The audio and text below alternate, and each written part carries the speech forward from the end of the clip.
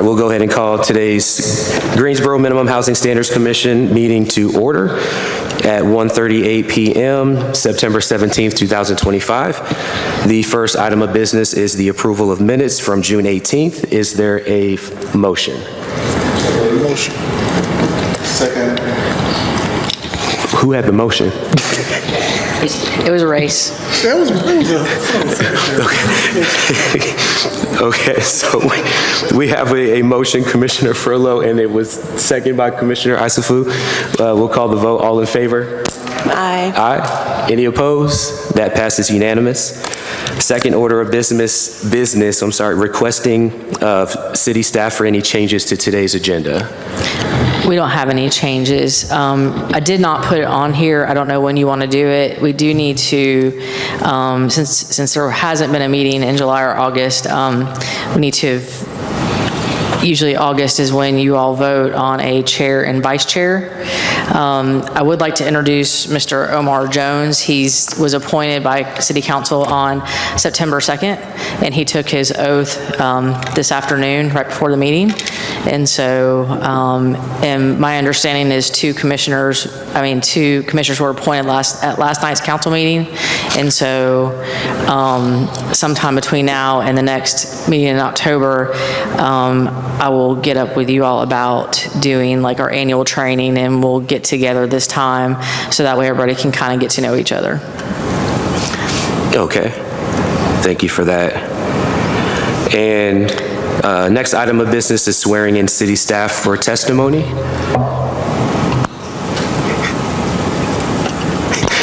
Do we do that if we have cases? I guess I'll let, okay. just as a cause for practice.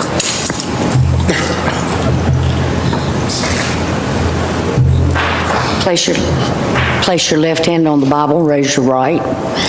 Do you swear or affirm the testimony you give in the following matters will be the truth, the whole truth, and nothing but the truth? Please proceed.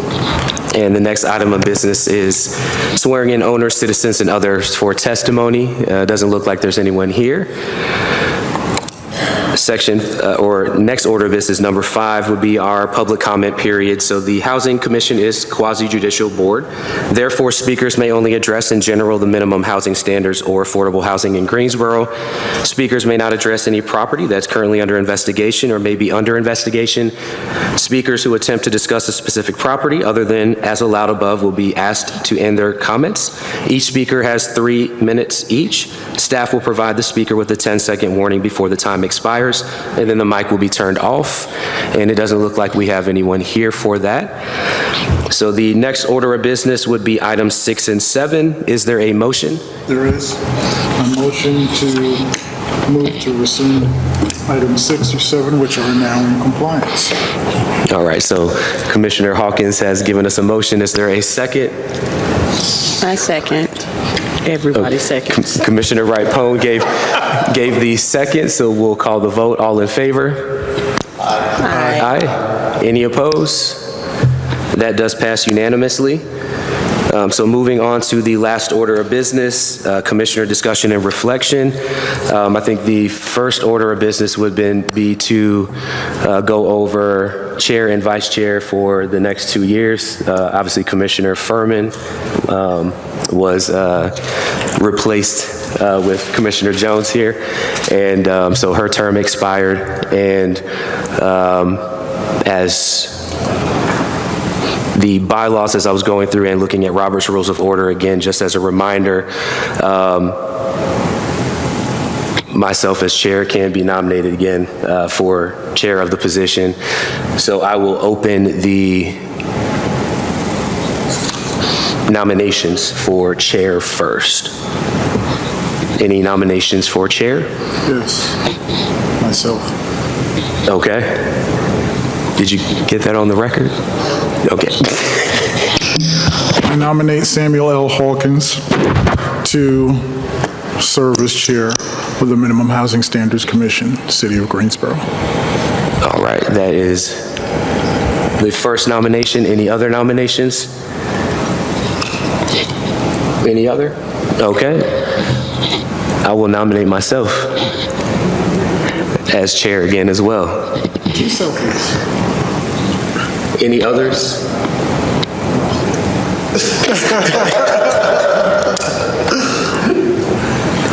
All right, so we will close out nominations then for chair, and we'll go ahead and call the vote. Commissioner Ripon?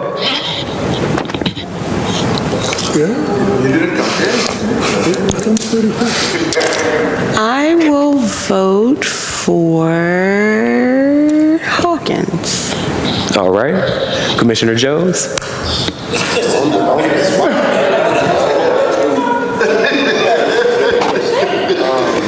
It's only 6 of us. Mr. Chair, Mr. Chairman, Mr. Chairman. Yes, sir. I wonder, in all fairness, can this be put off till the next meeting? I mean, If you make a motion, it hardly seems fair to these. Of course, it's not going to be fair next time either, because you're going to have two. Well, I think you all should Okay. No one's put on blast. This was, I was going to,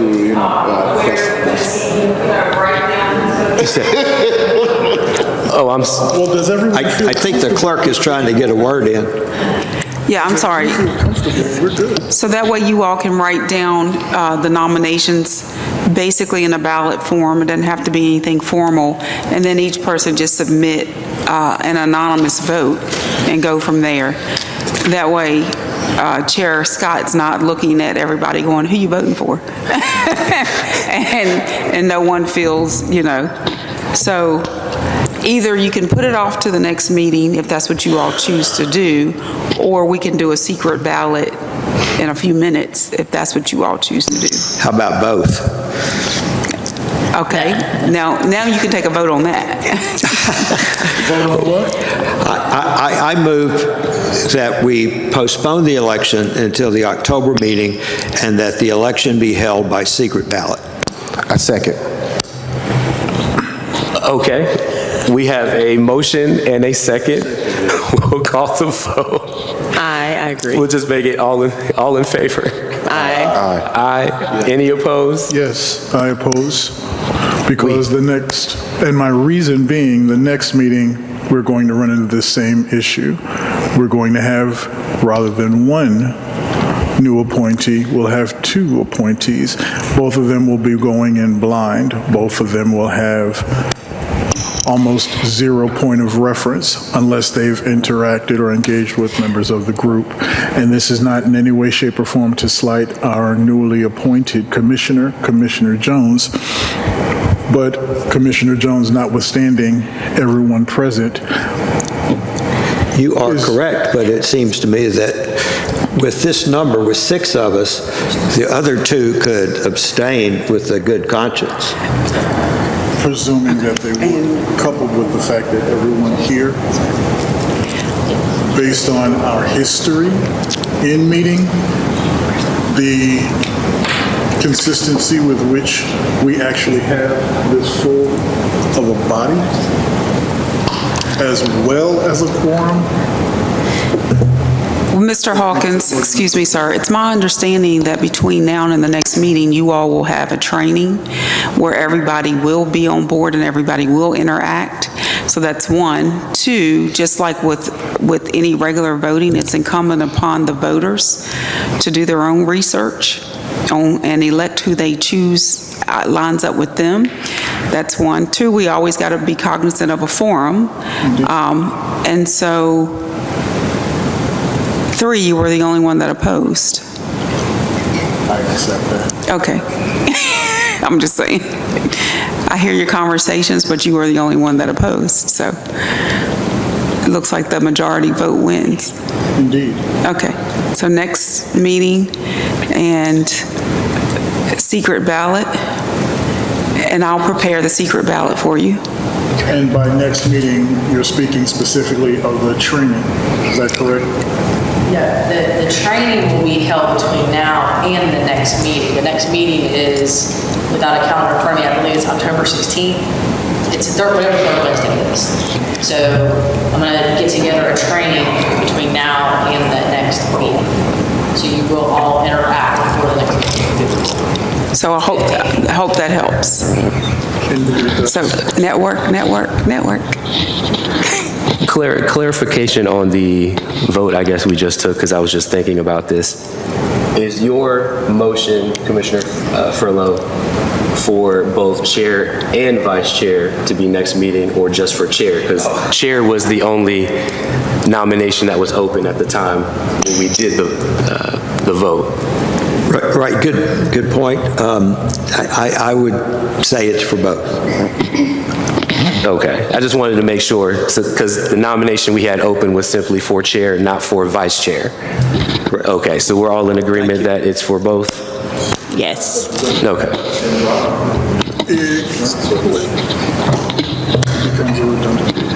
Okay. Are there any other thoughts or reflections amongst the commission? So are we doing nominations for vice chair so that we're able to get the ballot done? And so it's already done, the blind ballot? Since you If were it's a gonna blind, prepare? if it's a blind ballot, it would just be an empty space, right? And we would just fill in the name Okay, at and that then we time? just fill it in? Gotcha. Never mind. Oh, no problem. Any other thoughts? I do. This is the sixth meeting that's been scheduled since I was appointed, and it's the third actual meeting that I have attended. And so far, the most substantive thing that's come before this commission had to do with graffiti, which it turned out on closer reading of the ordinance, we don't have anything to do with graffiti. And I know that the chair had, I believe, requested, and Christie passed along a request to meet with the city council to discuss the work of this commission, and that fell on deaf ears. I'm just wondering, and we have a new member and two new members waiting in the wings. I'm sure these folks asked to be appointed to this commission in hopes of doing something meaningful. And I'm curious, frankly, do we ever do anything meaningful? And everything that's come in 6 months, everything that we've dealt with has been a single-family property or maybe a vacant property. Do we ever deal with rental properties? And if we are the minimum standards commission, is it the case that every rental property in Greensboro meets the standards? I'll be quiet now. Okay, so I can address some of that. The graffiti issue was relevant in the stance that it did cause us to look at the ordinance closer, and last night, I believe at council, the steps were put in place to where we can enforce graffiti again. So yes, it was, I'm sorry that it shouldn't have been brought to you, but there was a meaningful result. As far as the meetings themselves, going forward, starting in October, we have committed as a staff to bring at least 3 houses per, or 3 properties per meeting to the commission, because just like with these 2 properties here, yes, we had ordinances on them, but the city did not have to do anything. Just the owner, they came into compliance by the owner.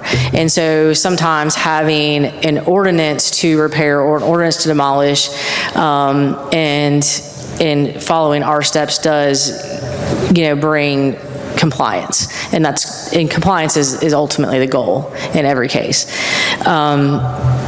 As far as the multifamily issue, that we have many apartment complexes, but most of them are many multifamily complexes, but most of them we do gained compliance on. Like, it hasn't been a need to bring it before the commission here lately on anything. We do have several, and our inspectors are working through those, and we have got compliance on those.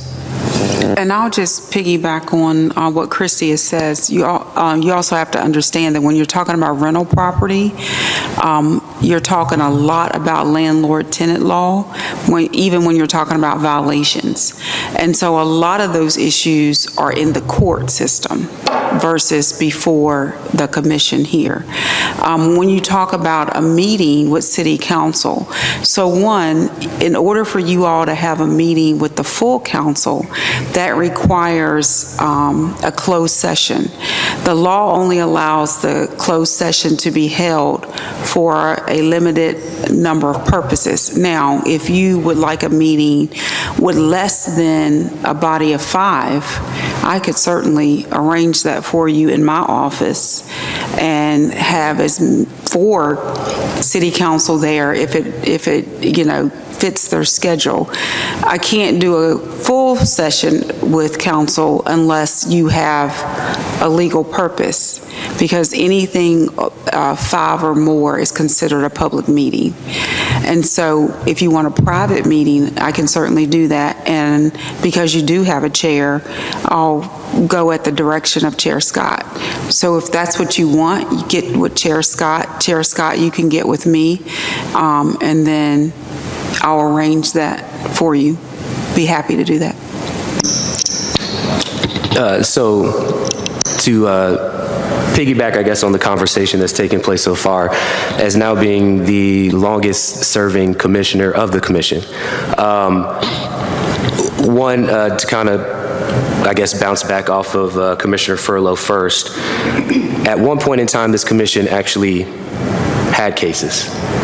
At one point in time, this commission actually had influence. At one point in time, this commission actually made an impact.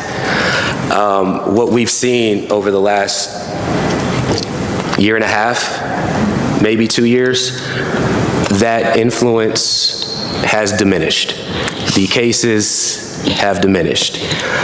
Now, since this is our time as commissioner reflection, looking at the difference now versus, 5.5 years that I've been on this commission at this point, looking at or 5 years, I think, on this commission at this point, the difference, it seems, there's a lot of differences. It's a lot of changes from when I first came on this commission to what it looks like now. I think one of the biggest, outside of the less cases and less conversation we're having on actual fair, affordable housing in the city, that even stemmed past a year and a half ago when we had made various requests of city council of different things, of our letters that we addressed to city council that were ignored. I know that Attorney Cubbage is new to the city here recently, but we even requested, which is in our right as a commission, to have a special meeting with council. But it's our understanding that council has to accept that meeting. So they rejected our meeting. And we had a legal standing both times for our closed session meetings. So there's things that this commission is trying to do, but it seems like city council is impeding what the city is trying to do on our side as commissioners to make sure there's fair and affordable housing. We know as a commission from, the different letters we drafted, where Greensboro ranks nationally in housing. There's no reason Greensboro, North Carolina should be on the top 50 list in housing disparity. We should not be on the list with LA, Miami, Chicago, Atlanta. We're not that large. So to be on the same list as them in the top 30 of worst housing in the entire country, and then to be blown off continuously by the city council, I'll let you make your inference. But I think as you look at this commission as a whole, at one point in time, what was important to council when I got appointed, and I shared this with Commissioner Hawkins prior to at one point, I was the last alternate on this commission. This commission is supposed to have 7 + 2. So we haven't had an alternate, and when I was appointed as an alternate, I immediately became a voting member because we didn't have enough of a quorum. So it's been 5 years since this commission has had an alternate. We have been under-appointed for years. And when I first got on this commission, council was very meticulous about making sure there was proper representation amongst the commissions.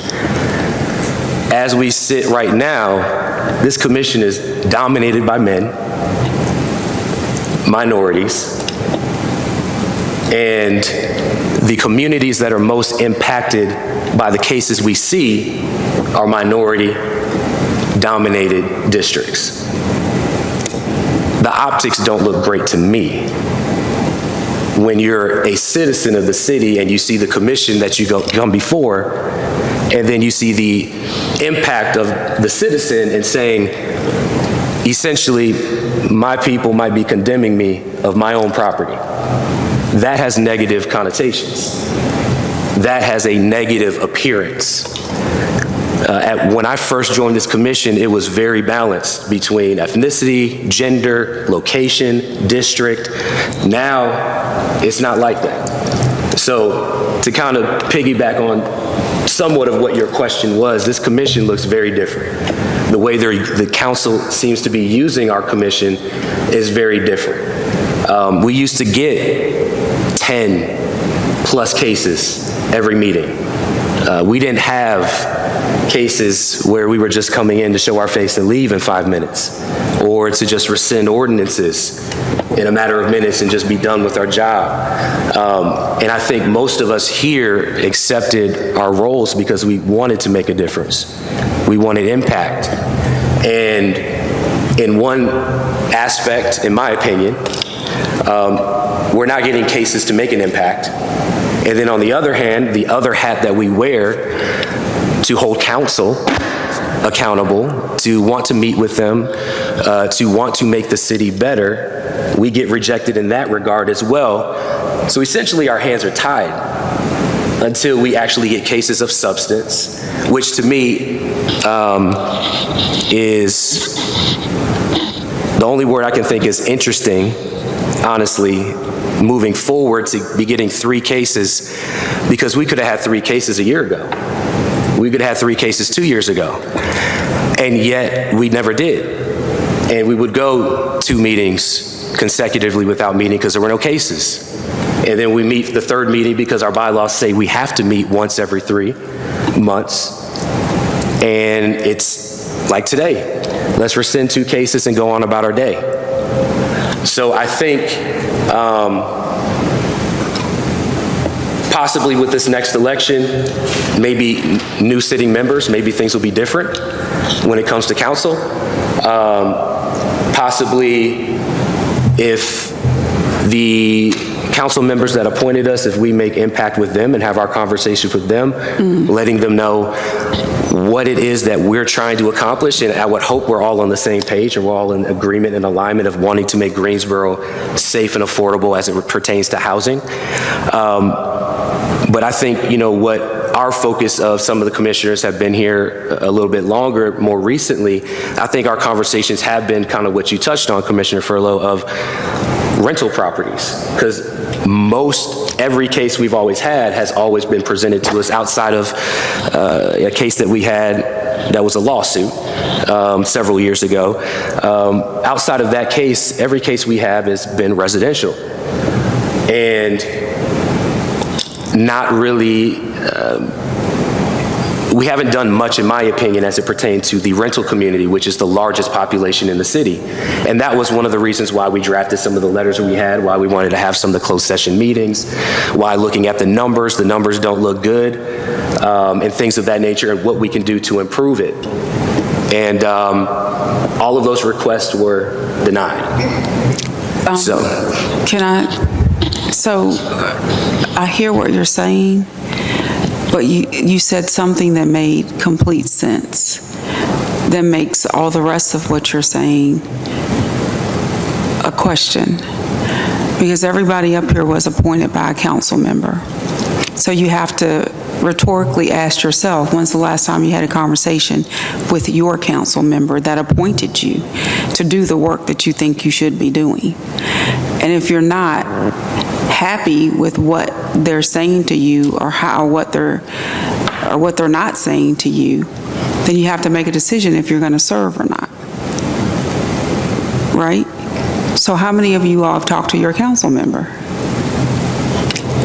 and said exactly what Chair Scott is saying?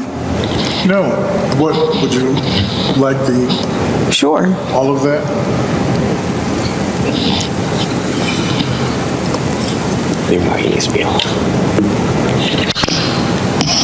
The reaction/response. From your council member. The reaction/response was a blank slate, a blank expression.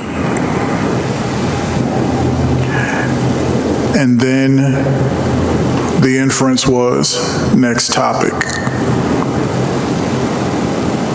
And yet you serve.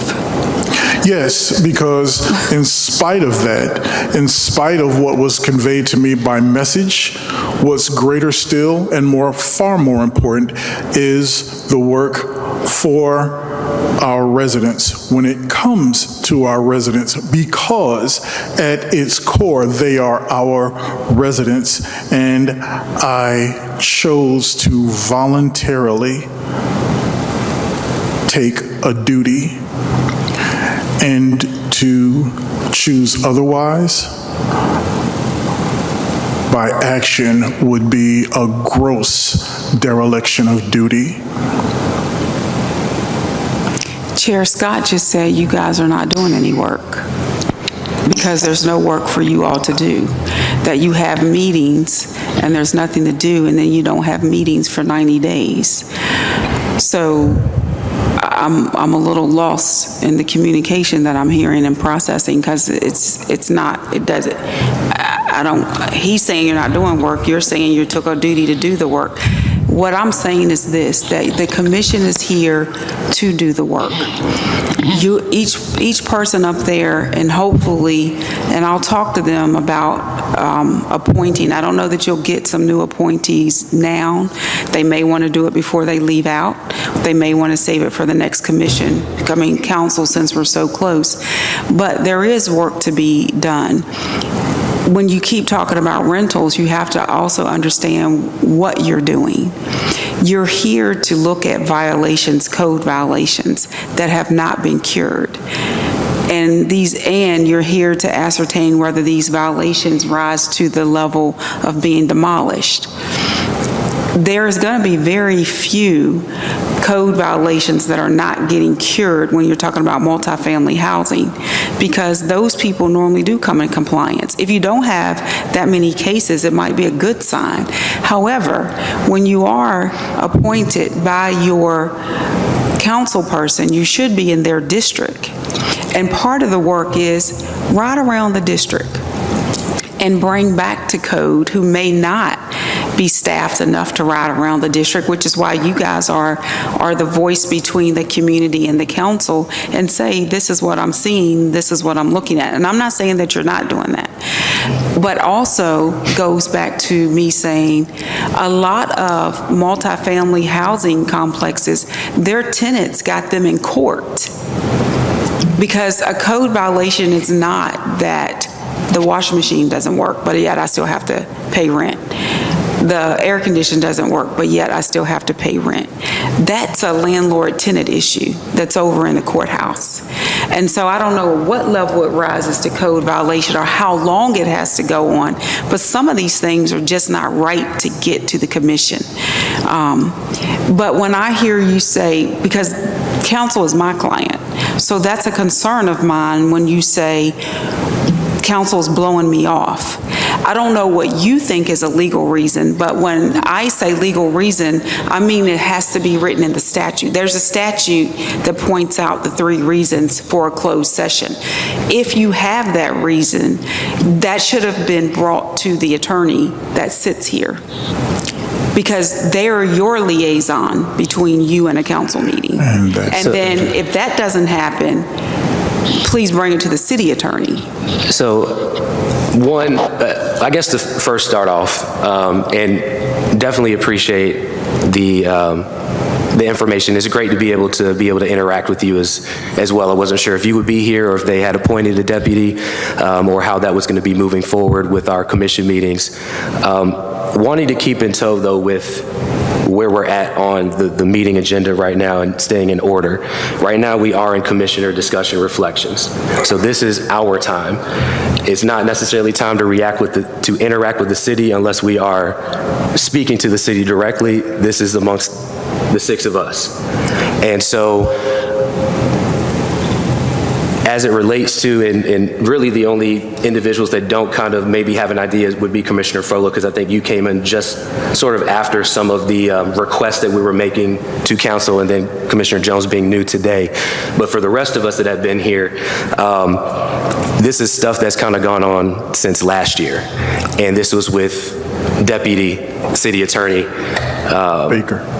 Tony Baker, and what may or may not have transpired behind closed doors. Now, I know for a fact of several council members, and I'm not going to name names, that I've spoken to, that I've reached out to, that I've communicated with directly, not in addition to the one that appointed me. I know of former commissioners who have been, at this point in time, replaced, who have done the same as well. And I know the conversations that those commissioners had, or those council members had, in relation to our request. Some have made the comments, I know you said they're your client, some have made the comments to us that we need to know our place. Some have made comments to us that we are acting out of our duties, which we are not. Some have made the comment, as Commissioner Hawkins have said, that they just intentionally ignore, and they won't respond, and they won't act. I know I have very strong knowledge, I'll word it that way, that it was told to the mayor to not meet. So I will say, for some of us, I can't speak for anyone else outside of myself, but for some of us that do care, for some of us that do want to serve, for some of us that do want to make an impact, for some of us that want to be a part of something and to make something substantiated through our efforts, we're here because we're not going to be bullied by council in the regard of being dismissive or ignoring or not wanting to work with, which is why we've had conversations amongst ourselves at some point of what do we want to do in response, because we as a commission can still decide outside of council as long as it's within our rights and our appointed duties to decide this is what we're going to do in spite of if they don't want to work hand in hand. And so I think a lot of us care, and I think for some of us it kind of hurts to a degree, because when you care about wanting to make influence and change, and you hear some of the things that you hear, and you get the responses you get, or the lack of response intentionally, it can be deflating or it can be riling. I ask a question? Yes. And you're correct, the letter requesting a meeting with the city council, I believe, occurred the meeting before I joined the commission. So I, just kind of picking up on the tail end of that, can you tell me, and Mr. Jones, what was if we had gotten the meeting, what was the purpose of the meeting? What would your agenda have been? So the not having, I don't even know if I have the letter, I'd have to look it up. I do have it somewhere. But essentially what we wanted to sit down and kind of get to the nitty-gritty of how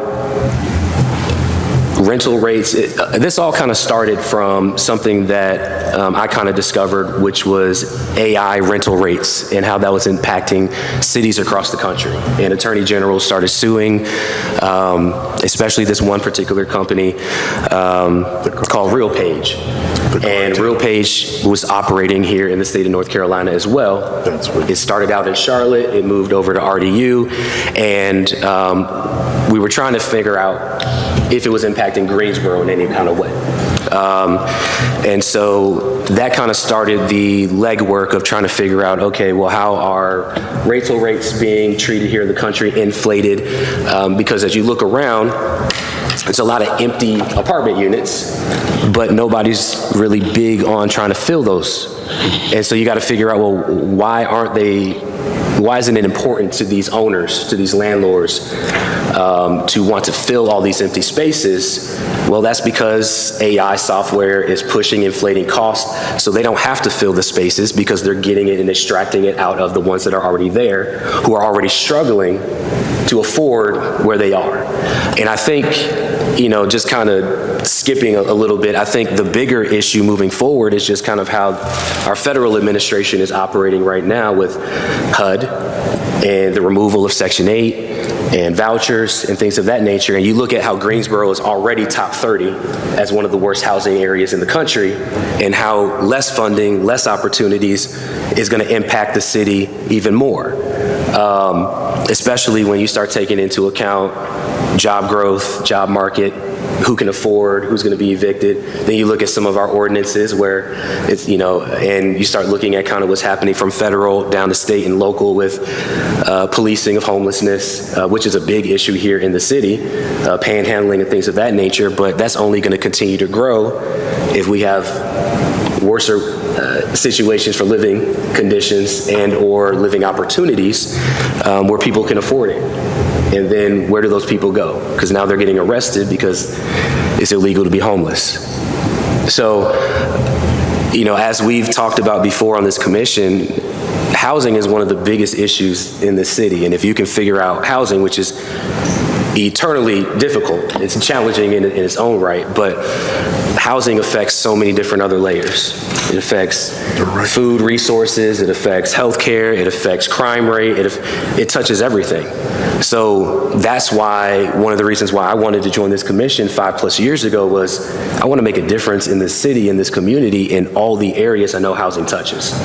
And so when you kind of handcuff and restrict that from both areas that we're supposed to be in compliance under, then it makes it even more challenging to want to better serve the community. But essentially, we wanted to figure out with them, because we don't have all the answers, we just have the data.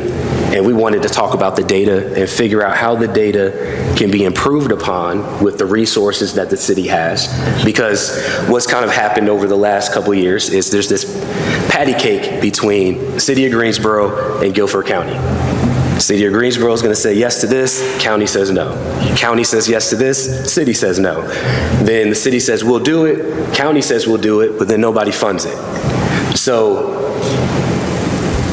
we have this kind of hot potato back and forth between city, county, and who actually, is going to fulfill the obligation that we have to the residents of the city. And ultimately, the residents of the city may be getting the shorter end of the stick.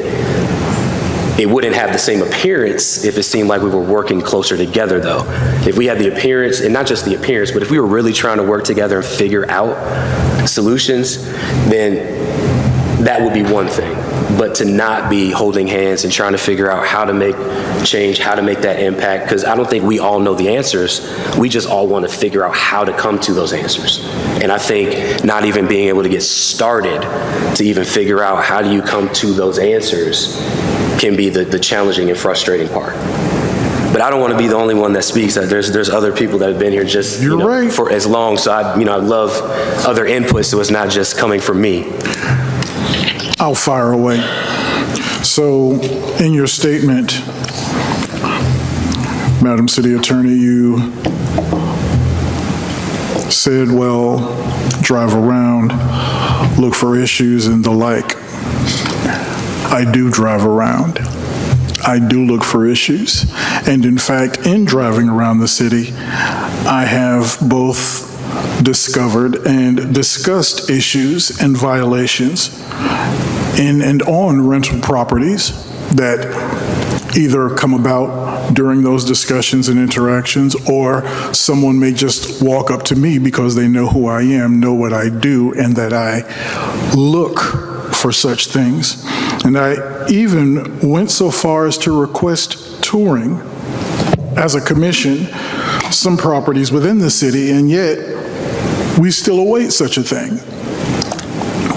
Now, when you made this statement, or when you were speaking, you included a statement that to me inferred the question, well, if it's not doing the job, well, why don't you quit or resign? No, I didn't say that you said that. Gotcha. So what I pulled from that as an inference, and that's not an accusation or an indictment, simply put, it was the overall messaging that I pulled. And while that may not be the reality based on what was stated and what I heard, it came about as such, and my response to that is unchanged. It is my duty, and I take it seriously, and to walk away from it just because would, in my opinion, feeling, and thought process, be a gross dereliction of duty to our residents. And my resolve tells me to stand and not walk away, to not acquiesce, and to certainly not yield to, or, well, we can talk about it, or, well, we just need some time to put that together. We have undergone the rigors of taking time and taking times to do so, and yet we are still not even at an impasse. We are at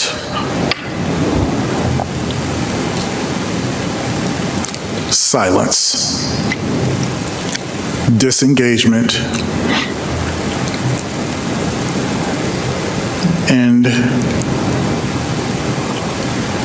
it feels as though we're being buffered as well, to the degree of being blocked from what was supposed to be and should be presently our duties and assignments, but even that has been curtailed to a large degree. I'm sorry?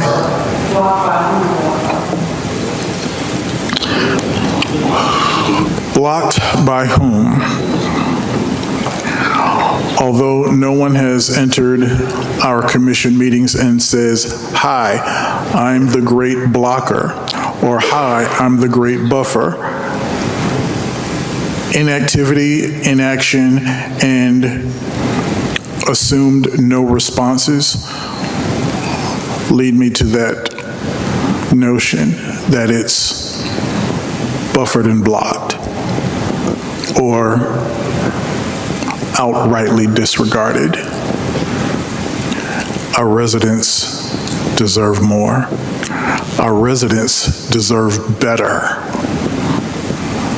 And our residents suffer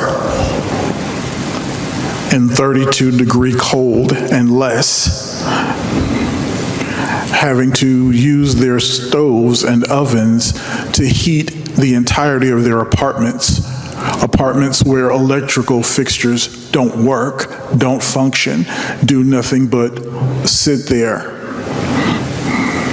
Meanwhile, the landlords, landowners, and property managers are out to lunch, gone fishing, or walking the dog. Whereas our tax-paying voting residents suffer, not only during the day, but many times once the sun goes down. It becomes torture to reside in your own domicile. I don't know what that feels like. I'm going to take a stab in the dark in here and say that no one in this room know what that feels like.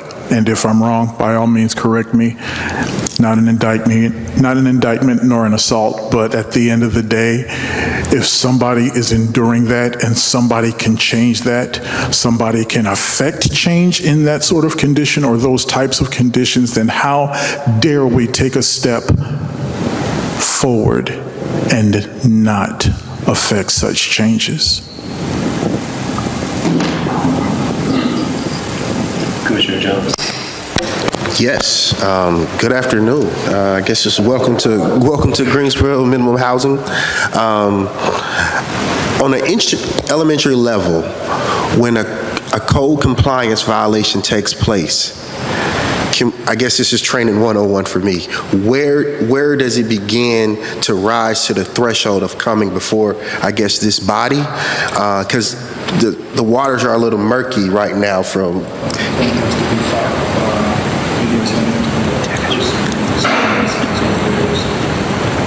Mr. Hawkins, I don't want to interrupt you. You mind if I speak for a second? Operations manager. My name is Justin Kivett. I work over the field. So the last several years, I'm sure y'all are aware, we were instructed that the commission will only hear the worst of the worst cases. If it's not ready to be knocked down, don't bring it before the commission.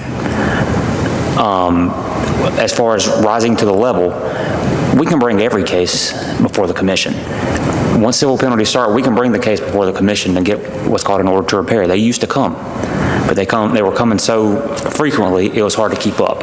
So it became, we don't want to bring anything before the commission until it's ready to be knocked down. Our inspectors still work behind the scenes. The houses with no heat, we still go inspect. We still send violation notices out. We still do civil penalties. All that still takes place behind the scenes just because y'all don't hear it. Lately, all y'all have heard is, hey, we need to knock this house down. Okay, let's knock it down. Everything under that, we handle in-house. Can I ask a question? I don't mean to just be like directive, but is there a way that we can get a list or every couple months understanding of how many code violations have taken place and kind of the working order of things, right? Because again, we're volunteers, we want to make an impact, but if you're saying that you guys are already kind of fielding and weeding these things out before it gets to the worst of the worst, it's like we're like the last resort, right? Like the Avengers, the last line of defense for the earth, right? So, I mean, again, two things can be true at one time, right? Like we can be doing our work here and you guys can be doing the work behind the scenes, but it would be helpful to kind of understand the gravity of the different code violations, the types in which they happen. I guess the area as far as districts within the city of Greensboro, so we can kind of figure those things out. And again, as people engage us as extensions of you guys to say, hey, I have this problem, Omar. My landlord's not fixing my electrical outlets. What can we do about this? Well, I can say, hey, I can get you in front of code enforcement. They can handle these things before it gets to, again, a nuclear level, right? I mean, again, city staff, I was having a conversation with my nephew about extending empathy and grace. And it looks like from just my first day here with the changeover that's occurred at the city at the highest offices, right? There's, some different changes that are going to take place and we are going to feel those, but we should be able to bridge the gap working together hand in hand to kind of get a fundamental understanding of a code enforcement violation and what that looks like for you guys? And how do we stay on track to understand, okay, well, not only does the lights not work, not only does their electrical panel, but the roof is not working, and it rises to, I guess, a threshold where it has to come here, right? Are you speaking to as far as when a tenant or a resident should call us? Yeah, so from early onset, from when they call If to... they have reported to their landlord or property management that they have issues at their residence, and those landlords and property management representatives are non-responsive or not assisting at all, call our office. We'll come do an inspection. That's my recommendation. Have them call our office, and an inspector will come and inspect. And I guess I have one other quick question. As a committee, maybe we can, as a commission, maybe we can get a working relationship hand-in-hand with these guys to get in front of our community.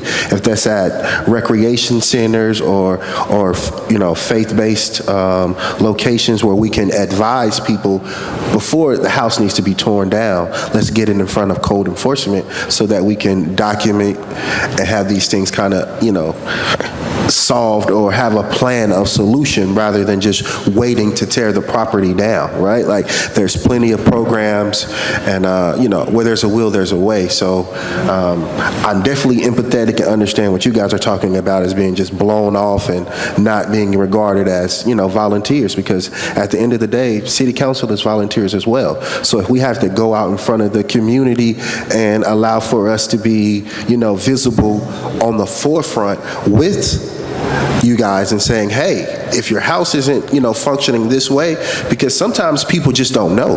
It's just been broken so long that they're accustomed to running the extension cord from the living room to the back of the house.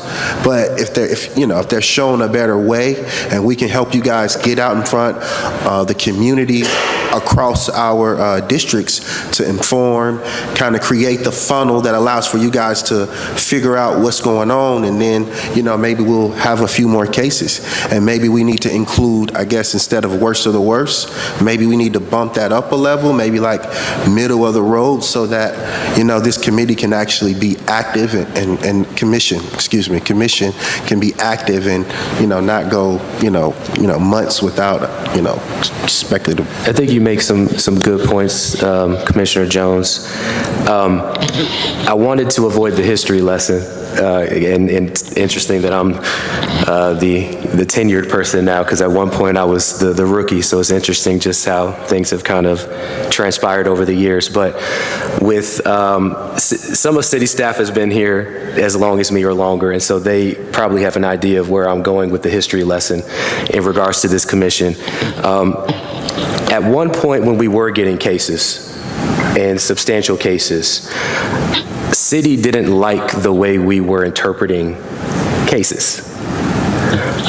It was made apparent to us with our former city attorney and then our former deputy city attorney that they did not like our interpretation of certain cases. And so there was a constant back and forth of, are we operating within the confines of what we were charged with, or are we not? And it got to a point where this commission actually was threatened, and I'm using that word intentionally, because that's what it was. We were threatened on removal if we didn't do essentially what city felt like we should be doing. And so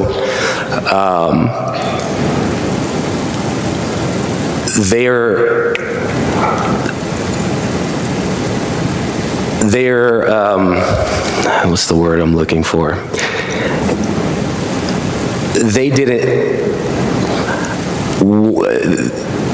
There was a constant back and forth of, this is what we're charged with, can you show me why we can't do? And oftentimes, it was not why we can't do it, it was, well, we'll just tell you what you can do. And so,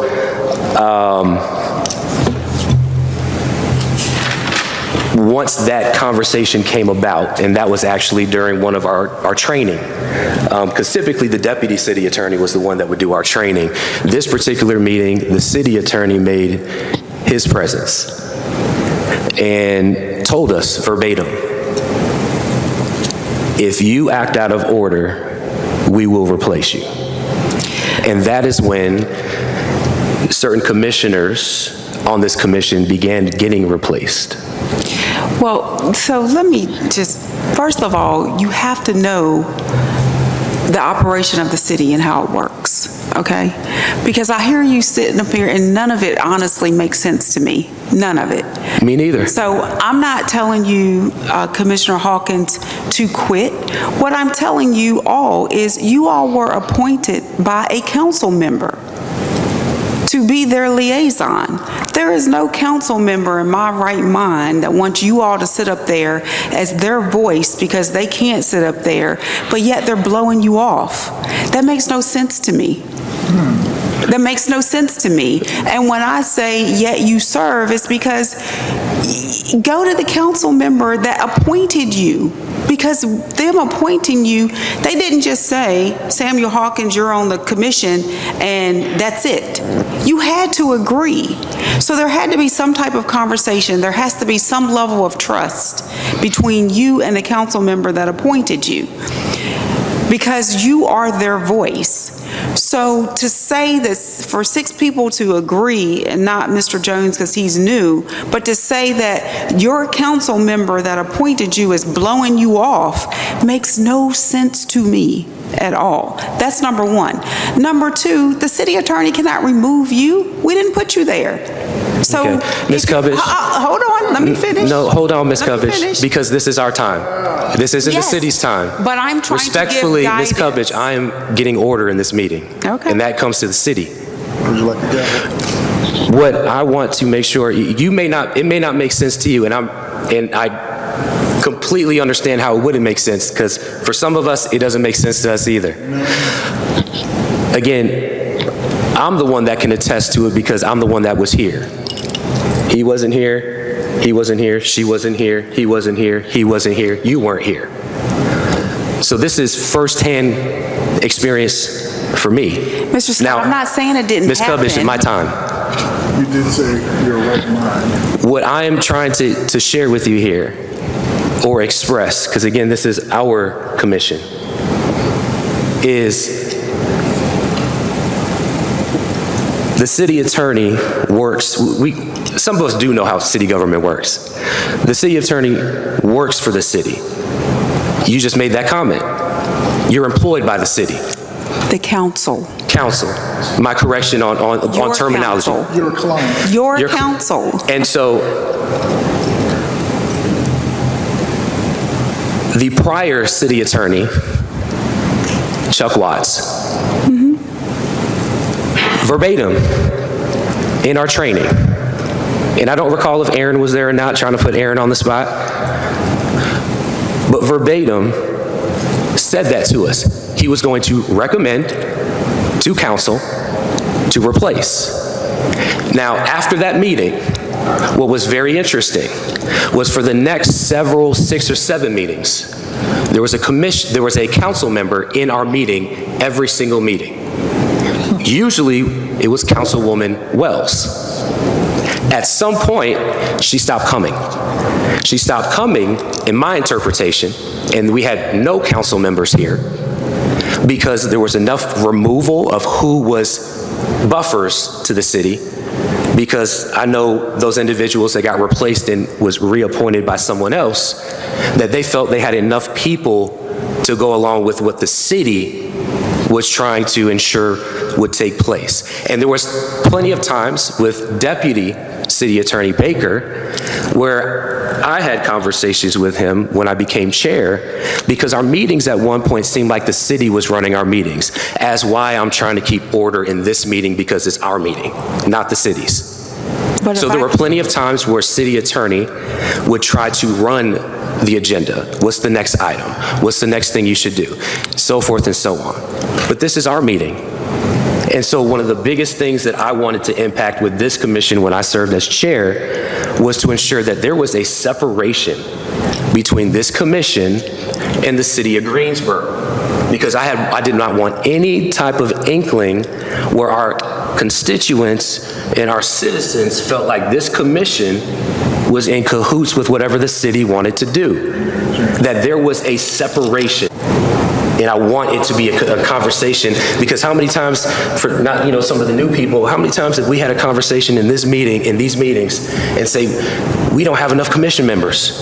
And how many times have we said it to Christie, do you know when they're going to reappoint somebody? Or how many times, are we going to get an alternate anytime soon? Or how many times? And it's amazing that all of a sudden, we got Now there's a sense of urgency. 3 cases every month. And now we're starting to fill this quorum, and we've been asking for this for 2 years. Oh. Or the fact that, not putting you on the spot, Commissioner Isafu, but your term expired last month. Why haven't they reappointed you? Or somebody else to fill your spot? Because if they're appointing Commissioner Jones and they just appointed Commissioner Furlow, then you should be a conversation in the next meeting as well. Is Commissioner Isafu getting a reappointment? Because his term expired. So there are frustrations on this commission that have dwelled, and we've tried, and we've extended, and we've reached, and we've tried to be in the confines of everything that we're able to do, which is why we've gotten to the point where, what are we going to do outside of, since it seems like there is some form of impeding that's taking place. Whether it makes sense, whether it's not understandable, does not matter. Because what is, and if it's happening, it's happening. And the first step in ensuring any kind of change is just admit, you know what, we haven't been as responsive. You know what, we haven't actually been as intentional as you might have been in the things that you guys want to do. Or you know what, you have actually tried to extend the olive branch and wanted to work with us, and you know what, we might have been able to do a better job at that. But that's where it starts. It starts with an admission of, you know what, we could all do better. Let's just do better. Let's just do better. Can I respond? Chair Scott? Sure. Thank you, sir. Before I got cut off. Ms. Cummins, would you please speak a little louder? Yes. Before I was cut off, I'm not here to say anything that anybody experienced did not happen. What I'm here to tell you, as the new city attorney, I'm not here to apologize or try to figure out what happened with the old city attorney. But the city attorney cannot remove any of you because the city attorney did not appoint any of you. And when the city attorney is not acting in the way the city attorney is supposed to be, by making comments that obviously was made to Chair Scott, I'm hired by city council, your council, the same people that put you up there to do the job. So that's why it doesn't make sense to me, because you all are the voice of council. And the person sitting in this seat, whether it's me or one of my employees are hired by me and I'm hired by council. So I can't sit in front of a camera or behind closed doors and say, if you don't do this or that, I'm going to remove you. And I will tell this commission the same thing I've told my employees. When I do that, go to council. Go to council, because I'm also here to serve the citizens of the city. And we have to work together, because if you can't get a meeting with council, I can get that for you. So we can't come in here and battle each other. We've got to work together. That hasn't happened to date. And do that, because I can get you a meeting with not all of council unless it is a legitimate reason that's spelled out in the statute. I don't know what letter he's referring to. I don't know why you didn't get a meeting with council. I'm not here to speak on Attorney Baker or Attorney Watts, because I'm neither of them. If you want a meeting with at least 4 members of council, I need to know that. If you want to go back to make a difference that you say you're not making, then I need to get you that meeting. And if I stand before you, Chair Scott or Chair Hawkins, since it looks like you're the only 2 that were nominated, and tell you that if you don't do such and such, I'm going to remove you, go to council. And if your council member is not listening to you, go to the next one. It's 9 of them. Somebody's going to listen. Because we're all here to do the work of the citizens of the city of Greensboro with excellence and transparency. To that end, and I think Commissioner forgive me, Jones I apologize. Did you have a comment? No, No, I hear, the acting city attorney, Ms. Cubbage, in her language and her step in the right direction. Again, we saw these things transpire, overnight. So again, I would, expect for us to kind of extend some empathy and grace and allow for her to kind of come in and help us out, and hear us out as well, right? Like, we do have some concerns about the validity and the active level in which we need to participate. I'm with you. I was excited to be appointed to this commission. I want to hold, slumlords accountable for their behavior across the board, whether that's with or without the city council's help.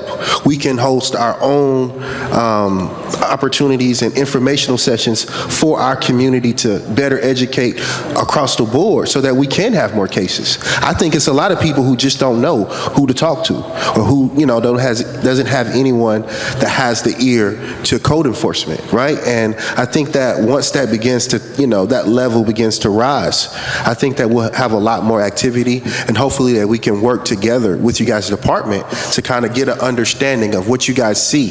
What's the count? If there's 100 people that say in District 1 that's saying that they're having problems with their landlord and they're not fixing things, then it looks like that, we can, tailor an approach to these problems that are happening in our community, and I'm sure you guys want to work with us, so.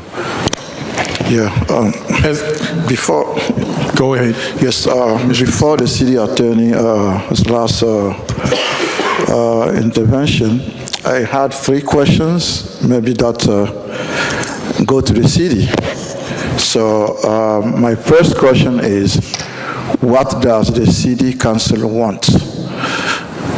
What does I'm sorry. What does the city council want in regard to the work we do, or whenever they are appointing us? And the second question is, whom do we work for? And the last one is, do we have any legal representation as commissioners? Because it is clear that the city attorney's office is representing the council. What about us? Who is representing us? Who is our Thank you. So I'll answer those in reverse order. Do you have legal representation? The city attorney's office represents my boss, the city council. The city attorney's office represents the city council, all boards and commissions, and all employees of the city, all departments across the city. Isn't that a conflict of So interest? we are your representation. That's why we sit here. So you should have a legal person sitting here in every one of your meetings. I'm here today because my employee had another meeting, and I told him I would fill in for this one. Who do you work for? Yeah. You're appointed, each of you have a council member that appointed you. So you don't work for anyone. You're volunteers, I think, as Mr. Jones stated. However, you are charged with the duties and responsibilities. But when it comes to something that's not going right on the commission, my suggestion would be to start with the city council member that appointed you, because they appointed you because they trust you, and they trust you to come in and be their liaison and represent their district that they appointed you for. So that's why I'm like, your city council person should not be blowing you off. They appointed you. And yes. And you represent them. So you're an extension of who they are. So to blow you off and not listen to you and not make sure that you're successful means they're not successful. So that's what doesn't make sense to me. Not saying that any of you don't make sense to me. That was taken out of context. What does the city council want? I think that's a question that does need to be asked. What does the city council want for this board, for this commission to do? What do they want to get out of this commission? Because clearly it seems like you all don't feel like that you're doing the job that you felt like you were supposed to be called here to do. So that's why I said, if you all want a meeting, then let me set up a meeting with you. Make it so. And if I can't set it up, if there's not a statutory legal reason to have a closed session, I at least want to get the council members that appointed you here so you all can hear directly from them and it what so. it is that they want you to do on their behalf. Because you are working and volunteering to represent the citizens on their behalf. When it comes to these multifamily, another thing is understanding, and you're not supposed to understand, that's why we're sitting here, the law to that. So, for instance, the one that Mr. Hawkins is talking about, we know, legal knows, council knows, there's major issues going on. But so the owner has so long to come into compliance. Some of those remedies of trying to get them to come into compliance is assessing these fees. After so long, when they don't come into compliance, the property is supposed to go to receivership. But the law mandates that in order for a property to go into receivership, it must be vacant. The only way to get this apartment complex that you're talking about, I want to say it's 177 units, am I right? No. Roughly somewhere in there. We don't have any place to put these folks because of the housing shortage. And so that's the conundrum that the city is in right now. This owner, I've looked at this myself, lives in California. He's out of California. Yeah. And so even trying to get in touch with this owner has been a hassle. But until we can find somewhere to put the folks that are there, you know, we're now looking in legal about raising the price per day for these violations. But even that has to go back through council. It has to go back through council for a council vote. And it has to be, you know, so everything has a process. I wish it happened faster, but it just doesn't. But what can happen, I think, in relatively short order is for you all to meet with council, especially the ones that have appointed you, and see what is it that you want from this commission, because they feel like they're not being allowed to do their job. And that's where I come in as the liaison or whoever's sitting in this seat. As far as the appointments, you all got appointed 2 people last night, so that means you need 1 alternate. I don't know if that will happen in this council, but the new council gets seated, I think, the first Tuesday in December. Yes. And so I'll make sure that I stay on them myself to make sure that your board is full, because that's when you can do the best job, is when your board is fully staffed. I hope I answered your questions. Okay. So you stated you're not here to say what didn't happen, yet one of your previous statements included the statement, "I cannot in my right mind," in this part I'm paraphrasing, seeing such a thing happen, seeing such a thing take place, seeing a person say such a thing. That person didn't bring you on, that person didn't put you here. Then you spoke to being the voice of this commission, being the voice of city council, and that your position or your office represents both city council as well as this commission in particular. So what happens when a conflict of interest arises, when their concerns, their agenda, and where they're looking doesn't match or is not on par with what duties we have been assigned and are a part of our code of conduct and our handbook? It's just that sounds off, specifically being the voice of city council, because based on your statement, which to me says you set an expectation that that's who we are as commissioners. Well, city council's voice is not on par with ours. Ours definitely doesn't mirror theirs. And in the middle of that, it's our residents that are taking the hit most directly, most immediately, and most, in many cases, horrendously. So I find it challenging to, in my right mind, to use your terms, accept the notion of being a voice or the voice or one of the voices of an entity that is missing the mark as it relates to our duties, our directives, coupled with the oversights that directly, adversely impact our residents in the very place where they put their head.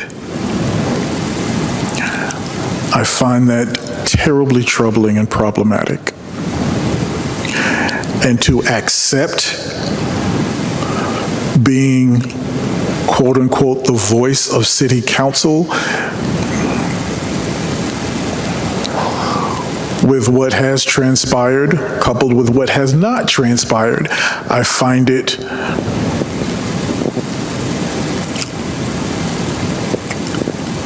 saddening. Well, Mr. Hawkins, you are the voice of the city council member that put you there. Now, whether y'all's voice are clashing, that's why I'm saying you need to talk to the person that put you there, because that's why they put you there. And when I say I can't fathom or seen whatever it was that you quoted that I said, is because Mr. Watts, who Mr. Scott called out, works for city council. He can't remove you all. And Mr. Scott is very outspoken, just like Attorney Cuppage is. So I'm not understanding why. I'm thinking you should have looked at him and said, you didn't put me here. You can't move here. You can't remove me. Well, because we don't work, we can't, I don't have the power to do that. So to even come in here and sit and act like I have that power is crazy to me. Not saying it didn't happen. It happened. I'm saying it's crazy to me because we don't have that power. I work for city council. That's who hires and fires me. That's who hires and would have hired and fired Mr. Watts. And city council put you there. So whichever district whichever city council, whoever put you there, Mr. Hawkins, you are their voice. Now, granted, like any other city council thing, you have to get 5 people to agree on whatever it is that you want them to do. But you absolutely are the voice of the person that put you there. That's why they put you there. So I don't know how you reconcile that, but that's how I see it. Commissioner Furlow. Thank you. So I asked what I thought was a fairly innocent question an hour ago. And I believe, Mr. Chair, that we are in danger of starting a circular conversation here. And I would suggest that it's fair to assume that Ms. Cubbage, without regard to whatever problem she has about what was said up here, will convey to the city council members the overall frustration of the body, and that the city council will hear that coming from her, and that hopefully that will be a productive step going forward. And with that, I would suggest that we may want to bring this to an end if the other members do as well. Before you proceed with that act, Chair,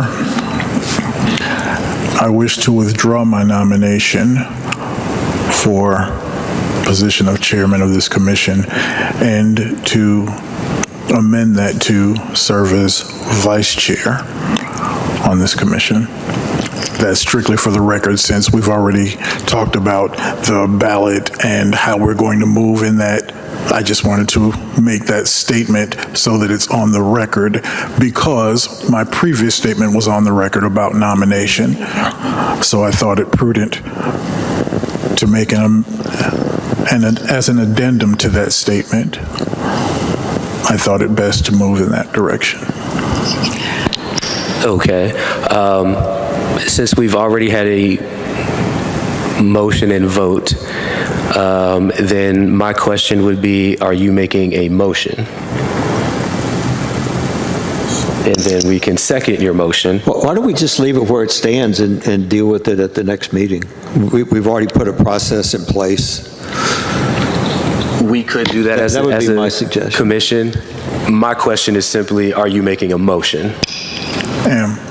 So there is a motion. It's not needed.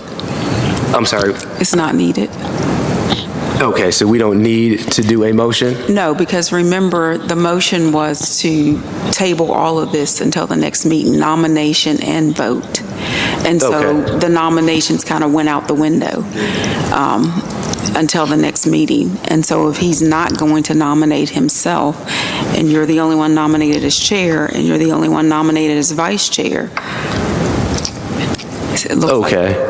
Well, I guess my thought process was going to be, is we're making a change, then is there any point of tabling, which is why I'm asking if there's a motion, because we are in the part here for our commissioner discussion. If there is no longer multiple peoples in said particular role, is there a need to motion next meeting?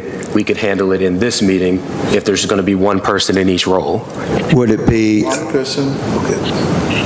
Would it be appropriate to move at this point that we accept Mr. Scott and Mr. Hawkins by acclamation for those two roles? Well, you can't do that because one of your members has left, and the vote with the members here was to table it all until the next meeting.